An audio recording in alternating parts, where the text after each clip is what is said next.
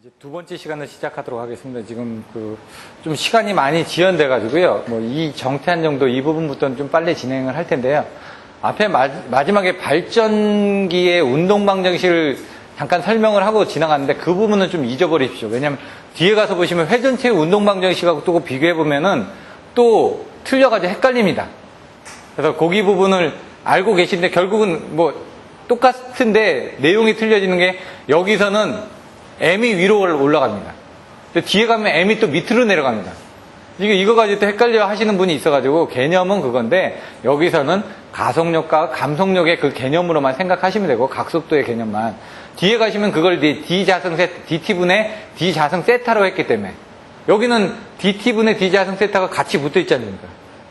그래서 여기는 W분의 M이었는데 뒤에 가면 DT분의 D자승 세타는 M분의 W로 되거든요. 그게 뭐냐면은 여기는 W분의 M에 그 다음에 D 자승 세타 DT 이렇게 나오죠. 요게 뭐라고요? 가속력인 관성정수자지, 그죠? 이 부분의 뒤에는 W분의 D에 가지고 제동계수다 이거죠. 근데 뒤에 가서 이제 보시면은 그 과도한 정도 해석할 때 발전기 회전체 운동 방정식을 하게 됩니다. 운동 방정식이라는 게 아까 여기 AX 자승 플러스 BX 플러스 C는 뭐 0이다 그런 개념을 해가지고 여기는 가속력이고 얘는 감속력이다 이렇게 설명을 드렸지만 뒤에 가서는 이거를 D 자승분의 시간에만 가지고 본다는 얘기죠. 이렇게 했을 때는 결국은 얘가 이렇게 되니까 얘가 이 반대로 넘어가려면 어떻게 됩니까? M분의 W가 곱해져야지 얘는 없어지고 이 반대쪽에는 M분의 W가 곱해져야 될 거 아닙니까? 그래서 여기는 이제 M분의 W가 이렇게 돼가지고 PI-PM 이렇게 됩니다. 근데 이제 여러분들이 나중에 답안지를 쓰실 때는 이 부분을 쓰시기 때문에 여기에 이런 부분들을 꼭 혼돈이 일어나기 때문에 이 부분은 그냥 잊어버리시라고 얘기를 하는 거고 답안지를 많이 쓰는 부분은 이 부분을 많이 쓰니까 이게 뭐 여기서 이렇게 변환되는 과정을 잘 아시면 써주는데 그런 과정을 이제 잘 모르시다 보니까 여러분들이 이거하고 이게 혼돈이 됩니다. 이거 안에서 보시면 아까 사인 세타, 코사인 세타처럼 얘가 이렇게 바뀌어지는 부분들이 있다 보니까 책을 전체적으로 읽어보면서 보면은 개념이 잡히는데 그게 안 되면 혼돈이 일어납니다. 그래서 여러분 뒤에서 요 부분만 보시고 여기서는 가속력하고 감속력의 그런 관계로만 이해를 하시면 될 것 같습니다. 이 부분부터는 이제 정태한 정도, 과도한 정도, 등면제법, 단단법 이렇게 설명드릴 건데 정태한 정도 1분 왜? 별로 안 쓰니까. 과도한 정도 한 2, 3분. 왜? 앞에서 다 설명드렸으니까. 등면제법 다 알고 있으니까. 근데 이제 책에 이제 중요한 부분들만 이렇게 해서 설명할 겁니다. 여기서 중요한 건 뭐라고요? 이런 안정도 향상 대책하고 PV 곡선이에요. 이 장에서는 이 부분이 가장 시험 빈도가 높고 더 중요하기 때문에 그 부분에 더 시간을 많이 할애할 겁니다. 여기서도 보시면은 이런 것들 내용들 별거 아닙니다. 나중에 뭐냐? 결국은 이 자동화. 이 부분이 중요한 부분이라는 얘기입니다. 그래서 여기서 내용들은 제가 빨리빨리 넘어갈 겁니다. 시간 관계상. 시간이 좀 여유가 있으면 자세히 설명드릴 텐데 그래서 이런 부분들은 이따가 다시 보도록 하겠습니다. 정태한 정도 해석법을 보시면요. 여기 뭐 간단하게 나와 있는데 그냥 제동작용은 무시한다. 이런 정도로 보시면 될 것 같고요. 여기 보시면은 아까 보시는 것처럼 M이 올라갔습니다. D자승 세타 해가지고 이건 관성에 의해서 뭔가 움직여지는 부분이다. 그래서 관성이라는 부분은 아까처럼 정태식이기 때문에 뭔가 조금씩 변화가 있었던 그 부분만 본다는 얘기죠. 제동계수도 안 본다는 얘기죠. 왜? 조금 미소 부분의 변화이기 때문에 미소 부분에 대한 변화 부분만 보겠다라고 설명이 되어진 겁니다. 그래서 나머지 뭐 행렬로 구성돼가지고 이렇게 내용들이 나와 있는데 이런 부분은 그냥 넘어가겠습니다. 여러분들 앞에서 다 보셨던 건데 결국은 뭐냐? YV가 나오는 거죠. I는 YV가 되는 겁니다. 결국은 이 P의 변화량을 저희가 P를 I하고 같이 보셔도 된다고 그랬죠? I는 YV 코사인 세타 이겁니다. 지금. 근데 이제 V 부분이 이제 V의 자승이 됐죠. 여기 앞에서 배웠던 이제 전력주류 계산에서 배웠던 그 내용하고 똑같은 개념 정도라는 것만 이해를 하시면 될 것 같습니다. 여기 보시면 좌측 행렬의 행렬식 값이 0이 돼야 된다. 왜? 요거 위상각은 0이 아니니까. 얘가 0이 돼야 된다. 그래서 여러분들 보시면 이 수치가 이제 작게 나오게끔 하기 위해서 스파시티 행렬이다 뭐 그런 내용들도 나왔었고요. 나중에 보시면 그 0이 되기 위해서는 얘가 0이 되기 위해서는 나중에 보시면 특성 방정식이 근의 값에 따라서 이거 안정, 불안정 뭐 이런 부분이 나온다 이거죠. 얘가 0이 되려면은 이와 같이 서로 다른 부의 실근을 가져야 된다는 얘기입니다. 여기 뭐 근이 하나도 빠짐없이 모두가 허수보다 좌측에 있다면 여기 요 방정식이 0이 된다는 얘기거든요, 결국. 여기. 그래서 미분 방정식의 해는 시간에 관해서 진동 영역을 취하거나 뭐 증대하는 향은 포함되지 않는다. 그 제동작용의 효과를 고려한다면 과도적인 감소 진동을 거쳐 안정된 정상 운전 상태로 회복된다. 이렇게 내용이 나와있죠. 이런 정도 읽어보시면 되는데 결국은 뭐냐? 요 부분이 0이 되면 안정화가 된다. 그래서 이 부분이 0이 되려면 어떻게 됩니까? 서로 다른 부의 실근을 가져야라는 얘기죠. 마이너스 이런 성분을 가져줘야지만 0이 된다는 얘기입니다, 지금. 정근을 가질 경우. 플러스 근이라는 얘기죠. 부근이라는 건 뭡니까? 서로 다른 부. 복수근. 요런 이제 제2성분이 들어간 그런 부분도 불안정하다는 얘기입니다. 그런 정도. 그래서 결국 뭐냐? 다기계통의 안정도 조건, 특성 방정식의 근이 모두 서로 다른 부의 실근이어야 된다.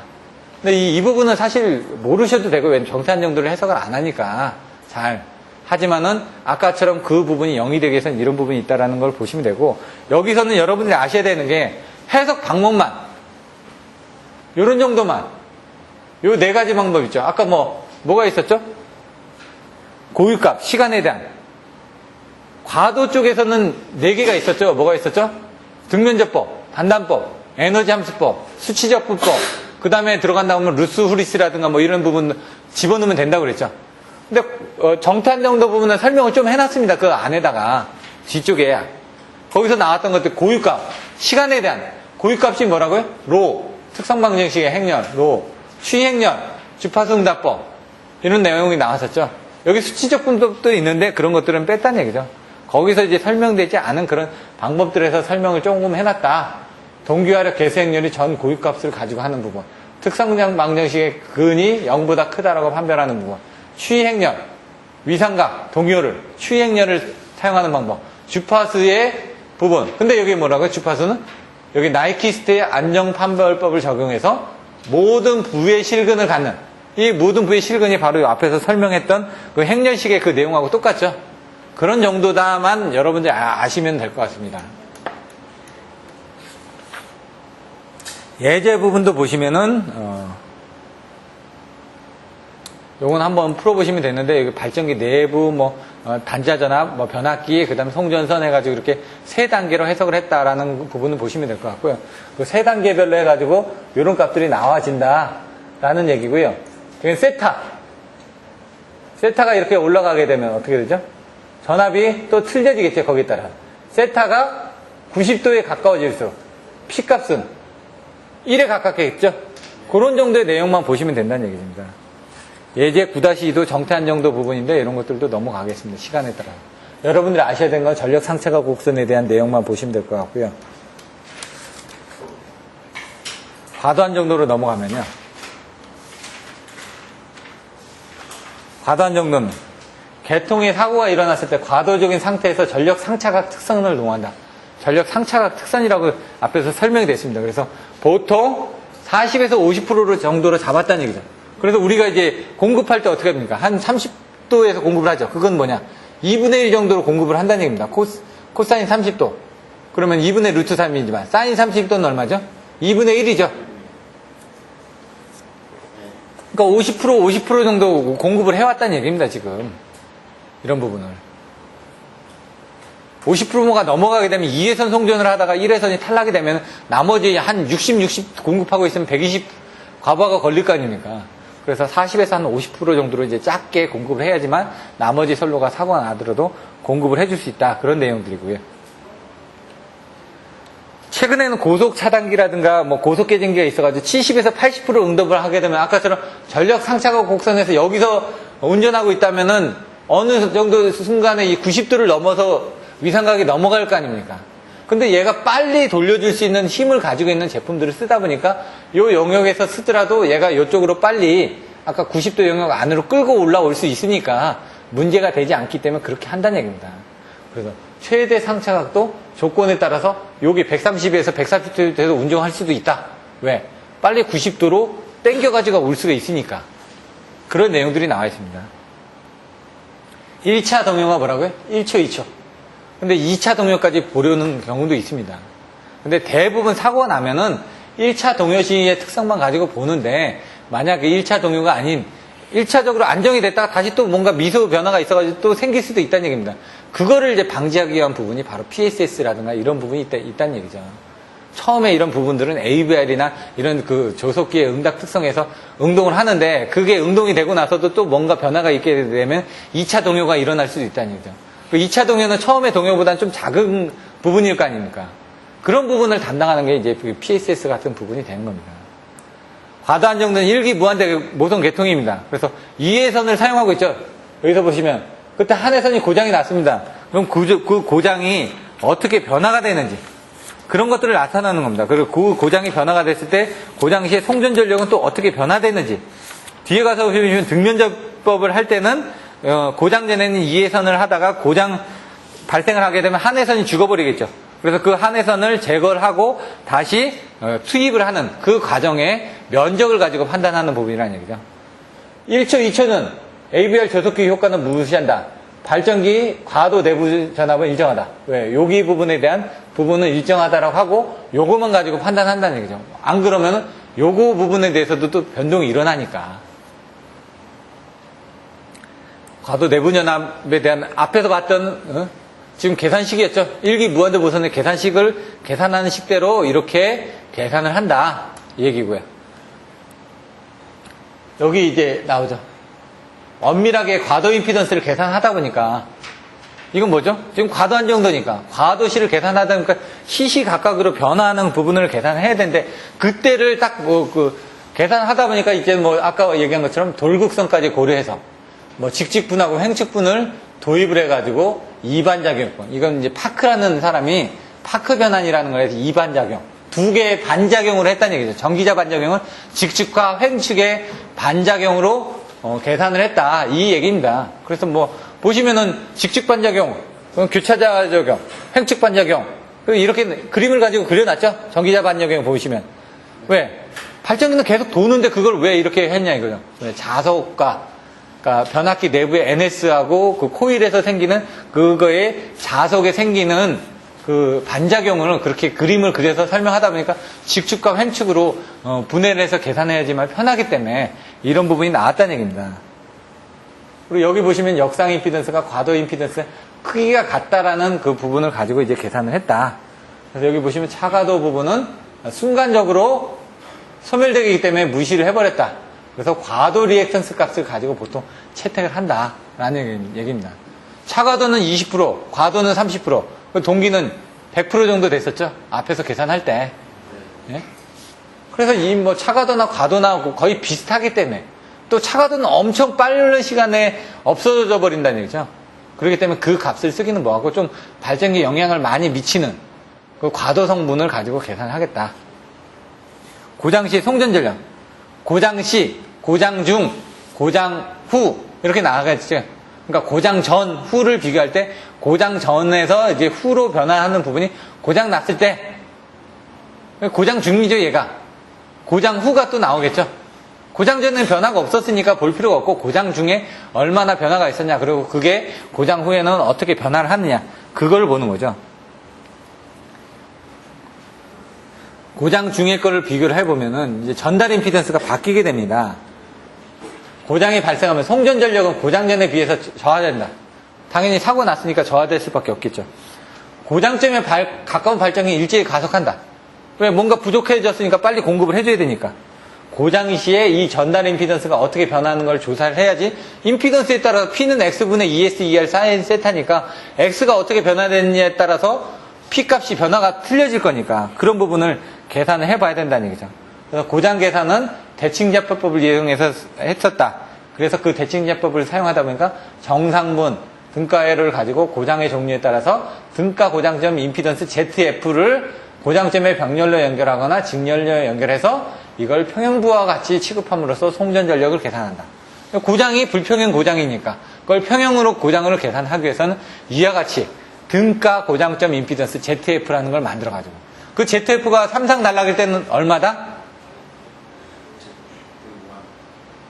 ZF는 0이죠. Z1이 나오니까. 그럼 일선지락 시의 ZF는 얼마다? Z0 플러스 Z2죠. 직렬이니까. 그것들 앞에서 설명드렸던 걸 보시면 된다는 얘기죠.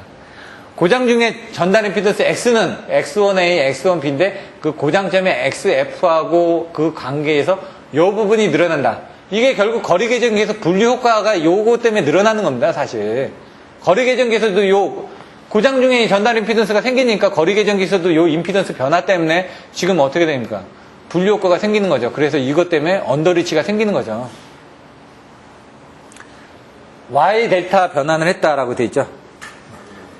뒤에 보시면은 얘가 Y입니다. 먼저 이것부터 보시면은 Y인데 이 Y를 여기 생기는 임피던스가 XF죠. 그 XF를 요걸 델타로 바꿨죠. 델타로 바꾸니까 여기 두 개 있던 부분이 하나로 됐습니다. 요거 하나에다가 요거 부분을 고려하니까 어떻게 된다? 여기 부분이 늘어났다. 그러니까 우리는 여기서 여기로 공급해주면 되는 거니까 요거만 보시면 되죠. 요거는 볼 필요가 없지 않습니까? 나중에 그래서 요런 부분 없애버린다고요. 그래서 나중에 보시면은 이해선 고장시에서도 이렇게 해가지고 전달 임피던스 해주면 얘가 나오죠. 그 다음에 요 위에 하나가 또 생기죠. 이해선이니까. 요 뒤에 또 나옵니다. 그러니까 이해선일 때는 여기 한 선, 여기 한 선, 여기 한 선인데 여기가 사고 났으니까 요거 계산하면 이와 같이 되지만 여기 한 선이 더 있지 않습니까? 그러니까 병렬로 얘 또 더해가지고 계산하는 거죠. 그렇게. 위에 가서 보시면 어떻게 된다고요? 그래서 P는 X분의 ES, ER 사인 세타에서 이 X 값이 여기서 계산된 값이 이렇게 들어간다. 그래서 XF의 크기가 작은 고장일수록 이 XF 크기가 작으면 여기 작으면 얘가 커지겠죠? 커지나요?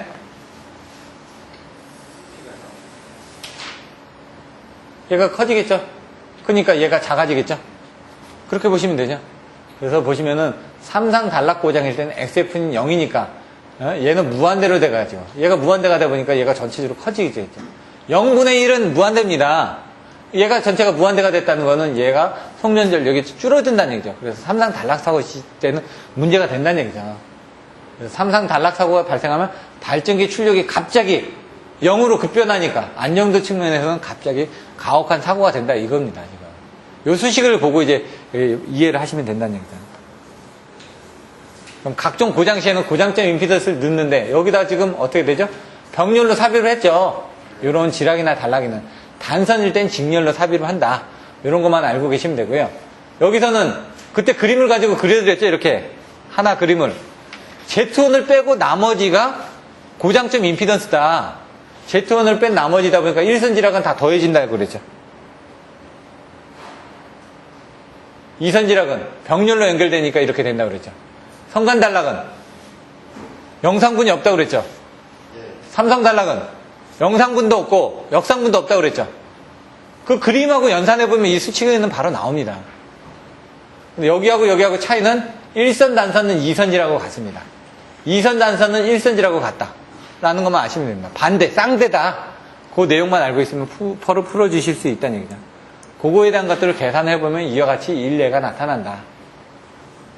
이것도 안정도 가혹 조건을 가지고 설명할 때 설명드렸었죠. 아까 20%, 30%, 100% 뭐 그런 부분들이 있지만 그걸 가지고 실제로 넣어서 계산을 해보시면 됩니다. 나중에.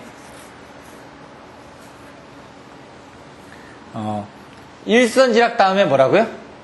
2선 단락. 2선 지락. 그 다음에 3상 단락. 이런 식으로 가혹해진다. 이렇게 외워주시면 된다고 그랬고요. 요거는 2기 계통일 때는 간단하다. 하지만 3기 이상의 다기 계통으로 되면 복잡하게 된다. 그때는 컴퓨터를 이용해서 풀 수밖에 없는데 이런 것들을 패키지로 구입해서 사용한다. 그래서 뭐 전력 계통, 계산 프로그램에 대한 문제들도 나왔었죠.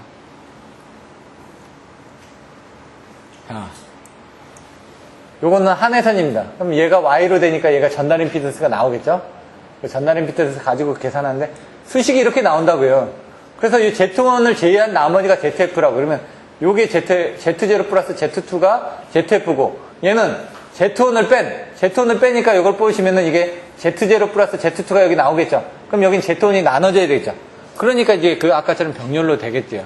Z1을 뺀 나머지 부분은. 병렬로 계산이 되는 거고. 얘는 Z1을 뺀 나머지니까 Z2밖에 없다고요. Z0가 없으니까. 3상 단락시에는 어떻게 된다고요? 이게 Z1분의 2A니까 Z1을 뺀 나머지는 없지 않습니까? 그래서 3상 단락수는 0이 되는 거죠. 이런 정도 부분을 보시면 될 것 같고요.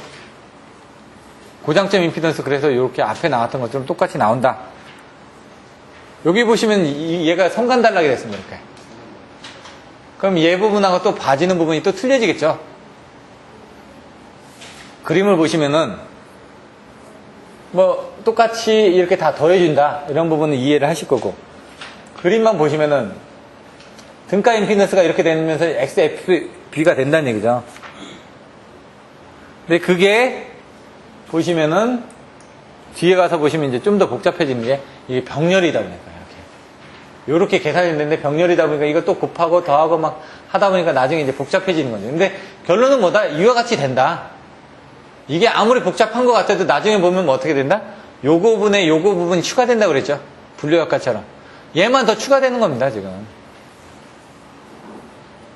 이런 정도의 내용을 보시면 될 것 같고. 그래서 요거 같은 건 얼마나 줄어든다? 한 50% 정도로 줄어든다. 회전치 운동 방정식입니다. 과도 안정도를 해석할 때 이제 회전치 운동 방정식이 나와야 된다는 얘기죠. 그럼 등면접법이나 단단법 할 때도 이 회전치 운동 방정식 그림을 그려주셔야 된다는 얘기죠. 발전기 안정도 부분에 뭐 설명할 때도 이런 회전체 운동 방정식 간단하게라도 그림을 그려서 설명을 해줘야지만 안정도를 설명할 수가 있으니까 이런 것들이 다 들어가는 겁니다, 거기에. 안정도 쪽에.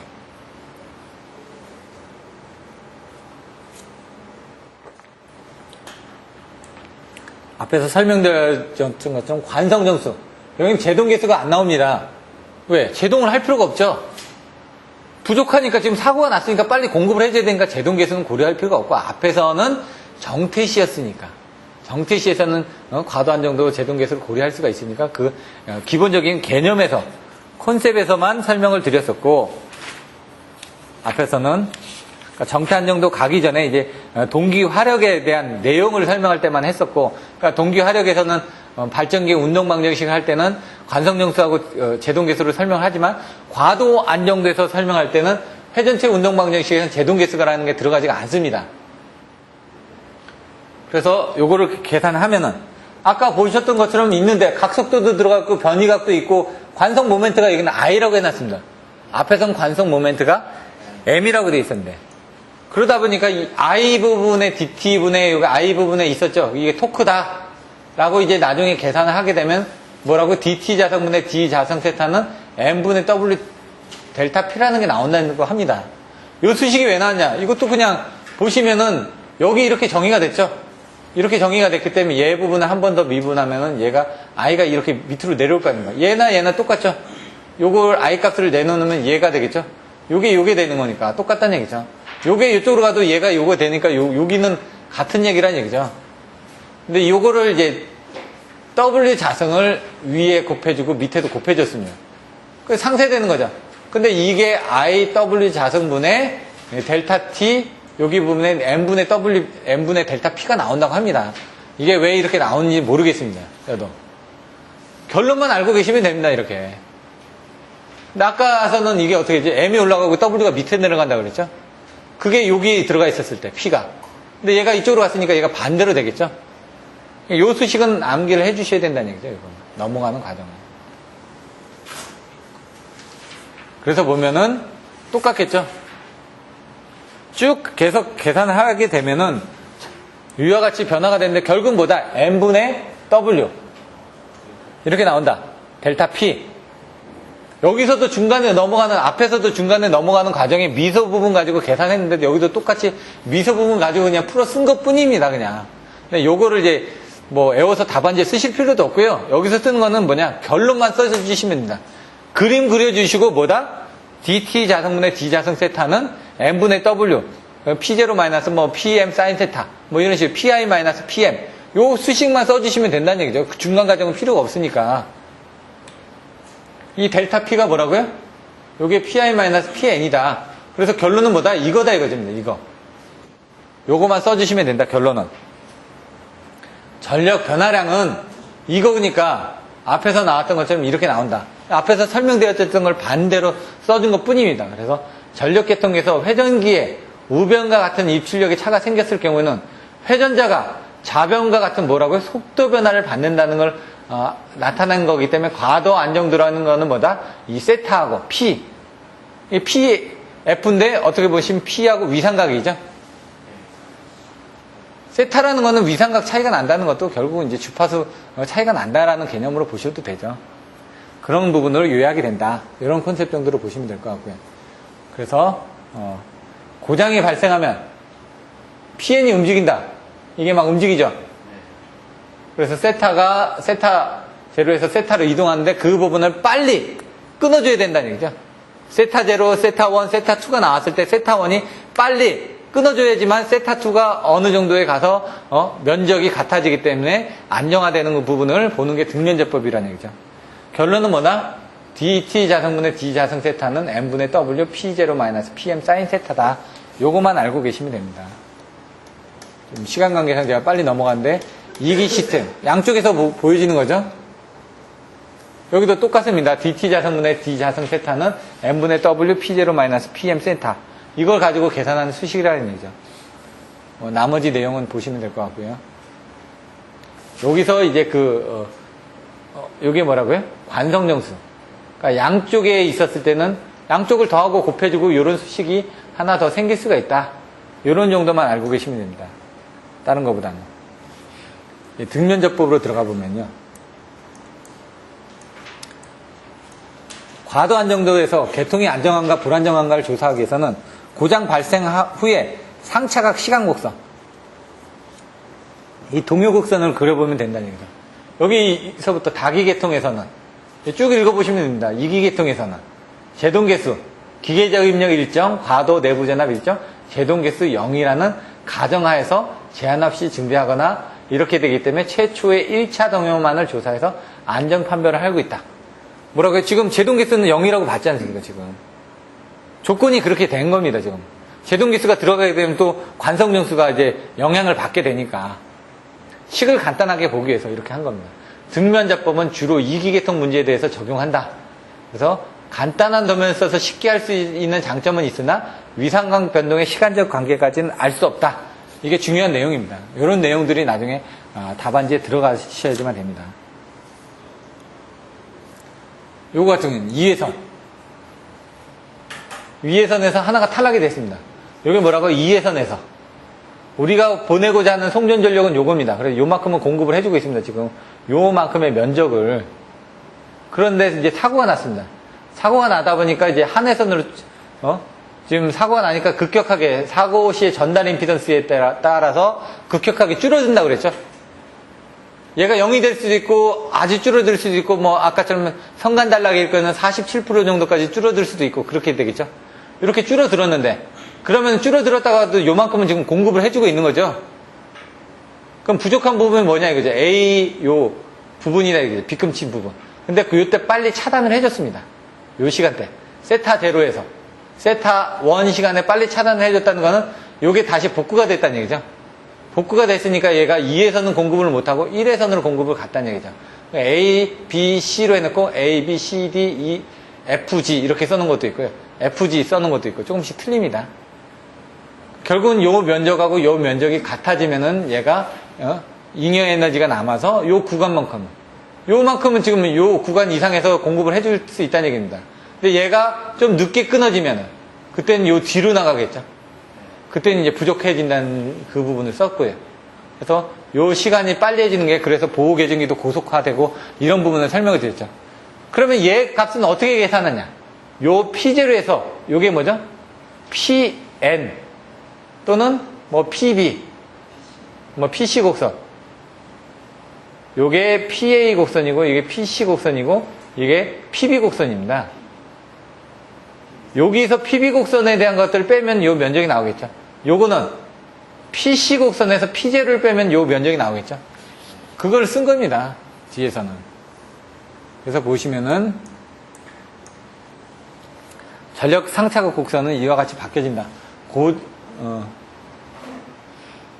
바뀌어진다라고 돼 있고, 이 뒤에 보시면은, 요걸 이제 시간적 변이를 가지고 이제 설명해 보면은, 아까 부분이 어떻게 됩니까? 2회선이 운전하다가, 하나가 지금 사고가 나서 고장점 전달 임피던스죠? 그게 생기면서 여기 임피던스가 변화가 생겼으니까, 아까 사고 시로 임피던스 공급이 되다가, 얘 사고를 제거를 했습니다. 제거를 하고 나서, 그때는 어떻게 1회선만 운전하는 거죠? 그때 이제 송전 전력을 계산했다가 그게 다 끝나고 나면 재폐를 해서 원래 2회선으로 돌아가는 부분이죠. 그거를 이제 그림을 그리는 겁니다. 그걸 이제 다시 한번 보시면은 고장 시에 전력 위상차각 변동 곡선을 빌려가지고 고장 시의 개통 동의 특성을 설명하면 이와 같이 된다. A점에서 B점으로 옮겨가고 그 다음에 여기 보시면은 고장이 계속되는 시간 발전기와 전동기의 상차간 곡선 B를 따라서 이동해 간다. BC상에서 이런 부분 하면은 나중에 입력이 출력보다 커짐으로 가속을 한다. 입력이 출력보다 적어지면은 감속을 하기 때문에 안정화되지 않는다. 이런 내용들이 있으니까 요거는 한번 읽어보시면 되고, 요것들은 앞에서 설명을 드렸습니다. 뒤에는 이제 감속하는 부분입니다. B에서 C점까지 하게 되면 감속이 된다. 읽어보시고요. 결국 뭐냐? 앞에 요 면적 있었죠, 여기. 요거는 요 위에 이 면적 있었죠? 요 면적이 뒤에 수식으로 요게 앞에 면적, A, B, C, F, 요게 뒤에 면적, 요 부분이 이래 된다는 얘기죠. 뭐라고요? P0에서 PB 사인 세타를 뺀 거, 요 밑에 걸 빼면은 뭐가 나온다고요? 요게 나온다고요. 요게. 여기는 세타1부터 세타2까지 PC 사인 세타가 요거라고요. 거기서 P0를 빼면 요 밑에 걸 빼니까 뭐가 나온다고요? 요게 나온다고요. 요 면적하고 요 면적이 같아지면 안정화된다고요. 그게 어디? 요만큼의 잉여 에너지가 있었을 때는 가속을 하는데 이게 부족해지면 감속을 한다. 그 내용입니다, 결국은. 내용들 한번 읽어보시고 여기도 읽어보셔야만 됩니다. 여기 마이너스 부분이 된다. 그렇게 나왔죠. 여기서 시간이 세타1에서 세타1 다시로 늘어날수록 여기 E, G, H 요 공간이 자꾸 줄어들겠죠. 그래서 이 세타1에 대한 시간이 중요하다는 얘기입니다, 지금. 요게 P0고, 거기서 얘가 뭐라고요? A가 2회선일 때, B가 뭐라고요? 사고시, C가 1회선일 때.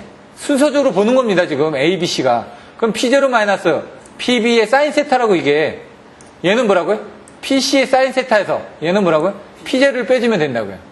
어려운 게 없습니다. 그냥 A, B, C 그림 그려놓고 얘는 사인 세타 곡선이고 요 면적하고 요 면적 보면은 이거 외워서 쓰는 게 아닙니다. 이런 건 이해하고 쓰는 거지. 나중에 이거 외워서 쓰다 보면 답이 안 나옵니다. 이런 정도 위상차각이 중요하다. 앞에서 여러 번 설명드렸으니까 빨리 넘어가겠습니다. 2회선일 때 조금 복잡해진다고 그랬죠.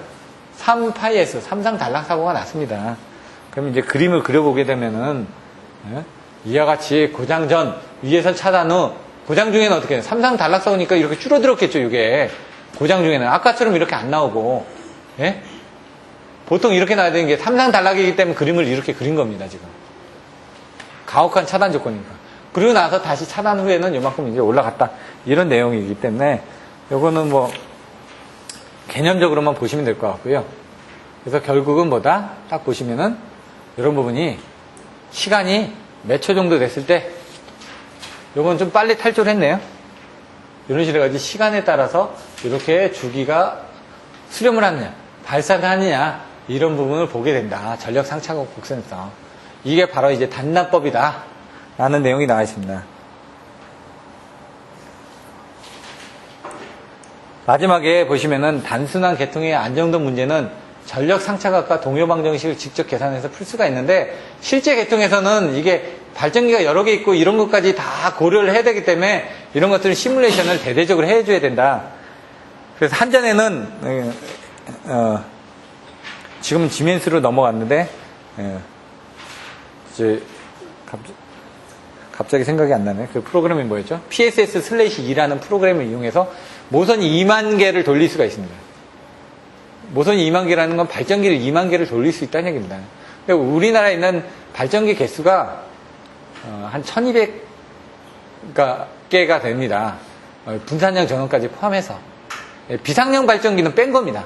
비상용 발전기는 한 2, 3천 개가 된다고. 그래서 이제 요즘 이제 문제되는 게 그 비상용 발전기를 이제 돌릴 수 있는 부분에서. 근데 실제로 돌려보니까 안 돌아가더라 이거죠. 왜냐면 평상시 때 무부하 운전만 하다 보니까 부하 운전을 해버리니까 얘가 셧다운 돼버린다는 얘기죠. 그래서 요즘은 그런 것들을 또 관리를 하고 있습니다. 과도안정도 해소법 보시면은 이제 조금 더 어려워지는데 등면접법, 단단법, 에너지 함수법이 여기서 나오겠죠. 과도안정도 해석은 그래서 여기 단단법 나오죠. 등면접법 앞에서 설명드렸고 간단한 해석을 할 때는 그렇게 쓴다는 얘기죠.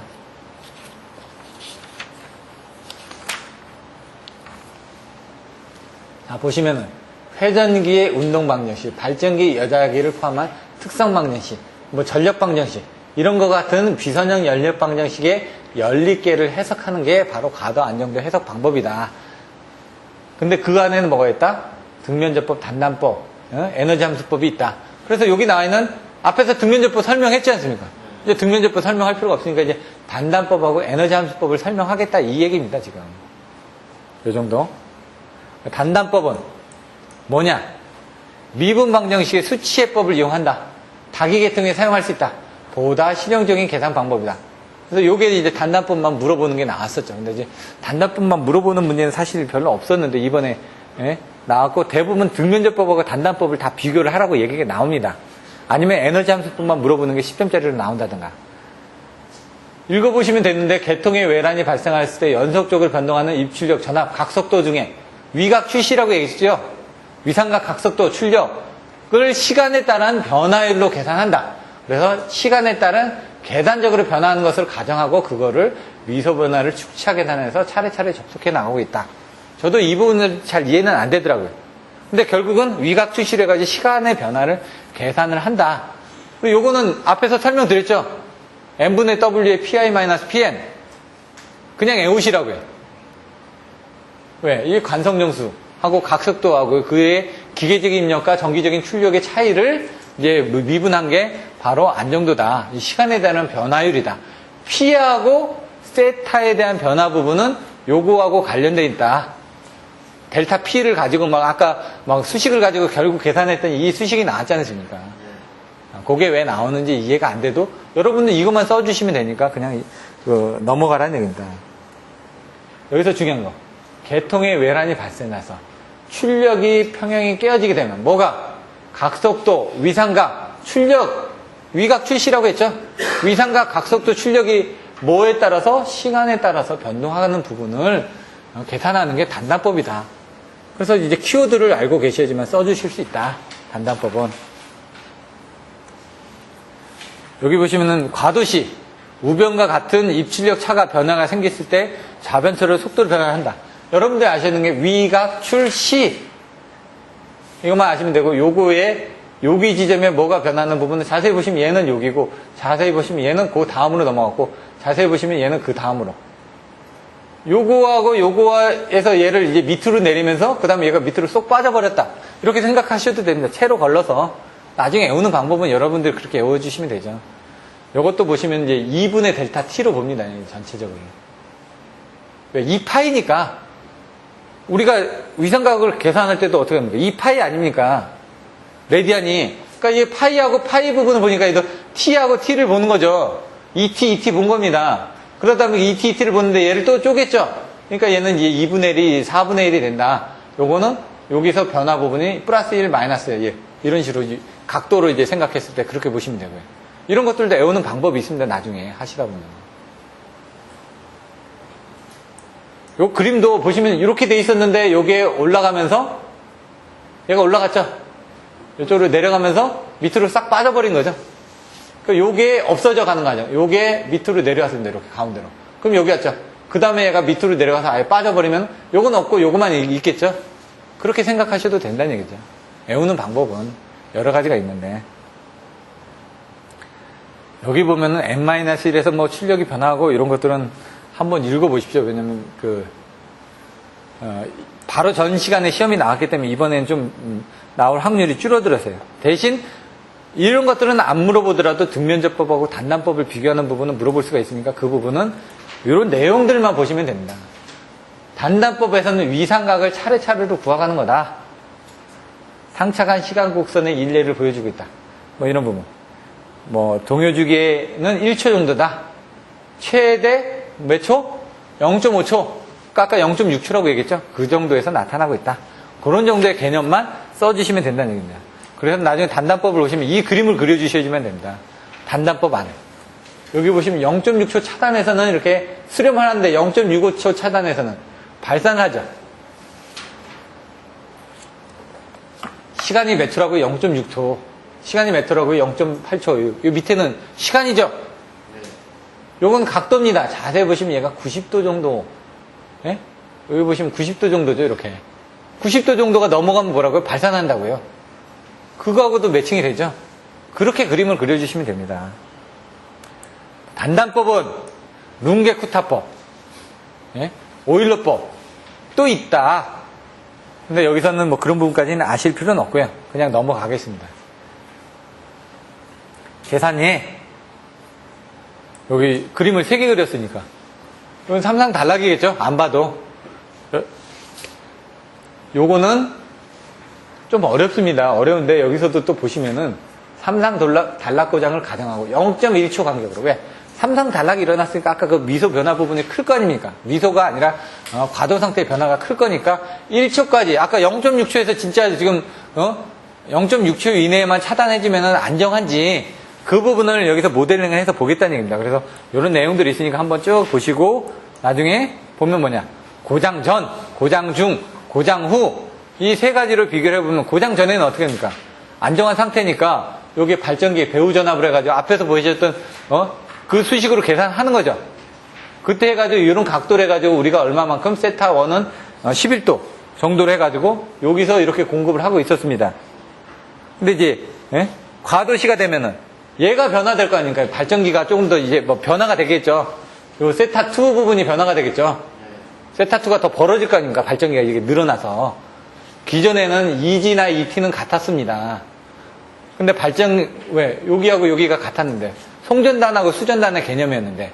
사고가 나니까 송전단하고 수전단 사이에 발전기의 돌극성까지 고려하던 거, 발전기 내부에서 뭔가 변화되는 임피던스가 생길 거 아닙니까? 그 부분이 늘어났다는 얘기죠. 그게 이제 뭐 전달 임피던스라든가 그런 것들에 의해서 발전기가 전달 임피던스가 늘어나니까 얘가 공급해주는 부분이 늘어났을 거 아닙니까, 여기가. 그래서 이제 전압이라든가 그런 것들이 변동이 돼서 각 세타 2가 조금 더 늘어났을 것이다. 그래서 그거를 계산해 보니까 세타 2가 이런 식으로 늘어났다. 세타 1은 11도였는데 세타 2를 계산해 보니까 요와 같이 여기 부분이 조금 임피던스가 생겨서 더 늘어났을 것이다. 그걸 계산하니까 세타 2는 뭐 24.92도. 그럼 뭐냐? 이 13.92도가 늘어나가지고 전체적으로는 24.92도로 위상각이 늘어졌다는 얘기입니다. 늘어났다는 건 위상각이 벌어졌다는 건 그만큼 공급할 수 있는 전력이 조금씩 줄어든다는 얘기죠. 왜? 힘을 90도로 밀어줬을 때 되는데 얘를 조금씩 밀려서 하다 보면은 좀 안 되지 않습니까? 그래서 이제 엔진 같은 것도 보시면은 이제 찐빠 난다는 부분이 이제 엔진 안에 뭐가 깎이게 되면은 조금씩 옆으로 삐져나가겠죠. 그래서 여러분들 조준해서 저기서 딱 쏠 때도 약간만 벌어지면 가까운 곳에선 크게 문제가 되지 않습니다. 멀리 가면 어떻게 됩니까? 그 각도가 차지하는 부분이 엄청난 길이가 나오겠죠. 자, 고장 중. 이거는 고장 중에는 송전 전력은 0이 되겠죠. 아까 보셨던 것처럼 P는 X1A 플러스 X1B 분의 XF 분의 X1A, X1B라는 고장 중에 전달 임피던스가 나왔는데 XF가 0이니까 밑에 부분 전부 다 무한대가 돼버리죠. 그러다 보니까 P는 0이 돼버리니까 송전 전력은 0으로 된다. 고장 제거 후의 송전 전력은 1회선이기 때문에 요 X 부분이 이제 줄어들었죠. 그러다 보니까 요만큼으로 된다. 이런 내용들이 나와 있습니다. 근데 이제 여기서 이제 좀 헷갈리는 부분이 이런 게 있습니다. 근데 요런 게 좀 변화가 있다는 것만 한번 보시면 됩니다. 개통 조건의 변경이 있었을 경우는 이와 같이 뭔가 그 지점에서 얘가 변경이 있었다는 건 그때 뭐가 변동이 있었다는 얘기죠. P도. 예? 얘가 변화가 있었을 때 얘도 변동이 있다는 얘기 아닙니까? 근데 이 두 번에는 개통 조건의 변동이 없는 경우, 얘가 각이 변하더라도 개통 조건은 변동이 없는 부분이다. 이런 내용입니다. 그냥 내용상으로는. 그렇게만 이해를 하시면 됩니다. 그림을 그리실 때. 이게 뭐냐 이렇게 굳이 의미를 따지시지 말고 여기는 뭐냐 개통적견이 변화했다는 건 요게 각도가 변했을 때 요 각도가 지금 세타 1에서 세타 n 플러스 1로 변화가 됐지 않습니까? 그때 개통조건이라는 건 이 P값도 변화가 일어났다는 얘기고 얘는 개통조건에 변화가 없다는 얘기니까 얘가 위상각이 변화했을 때 얘 부분도 변화가 없었다. 그런 내용으로 보시면 된다는 얘기입니다. 지금 개념으로. 고장 중에서는 아까처럼 요 짧은 시간에 해가지고 여기 부분을 계속 면적을 채워주기 위해서 뭔가 늘어난다. 그런데 고장 후에는 어떻게 된다고 그랬죠? 아까 이 부분은 여기였는데 요 각도가 11도에서 13. 몇 도가 더해져가 24.9도까지 이렇게 늘어났기 때문에 그 늘어난 상태에서는 원래 여기서부터 이렇게 공급을 했으면 많이 공급을 했을 텐데 여기 지점부터 이제 쫓아가면서 공급을 해주니까 요런 부분을 계속 공급을 해주고 있다. 부족한 부분을. 그런 정도로 이제 생각을 하시면 됩니다. 고장 중에는.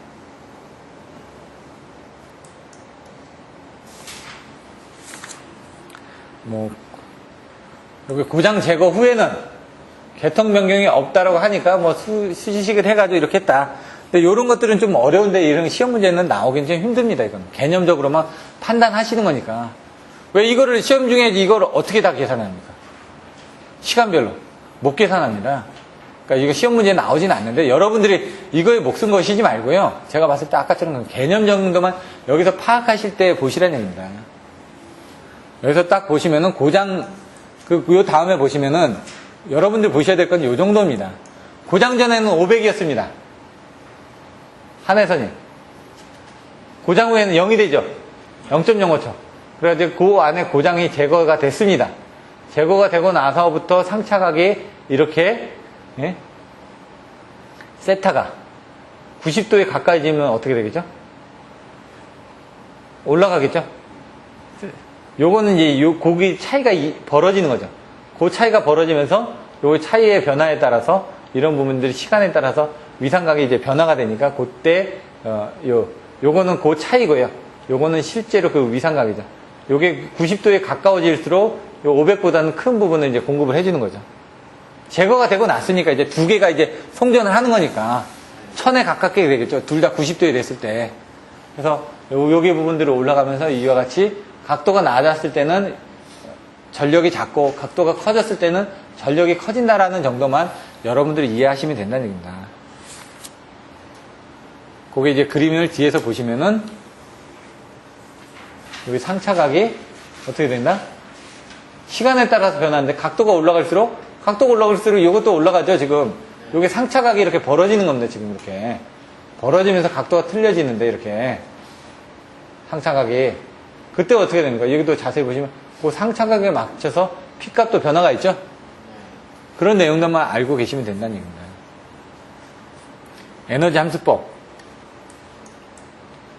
에너지 함수법에 의한 함수를 해석을 하겠습니다.